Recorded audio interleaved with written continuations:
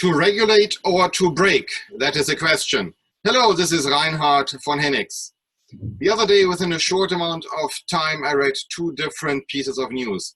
Number one, the American way of dealing with monopolies in the tech center, and the other was about the European way of dealing with the same monopoly.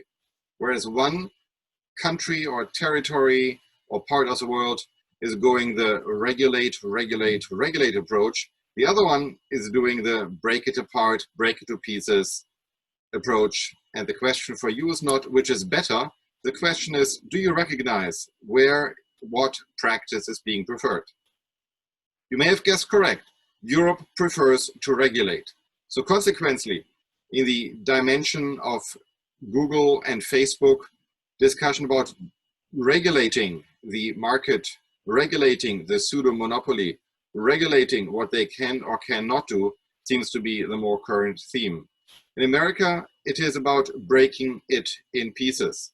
We have seen that some time ago with oil, steel, railroads, later with telecommunication, where breaking the monopoly apart is a preferred way to manage it. I wonder, from a freedom point of view, which approach shows a higher level of freedom. That a company you build up is being broken apart or is regulated to death. The judgment is still out, but the interesting tidbit today is that one country seems to have a preference, one region seems to have a preference, and at the end, Google or Facebook may actually face both a breakdown and a regulation because they are global players.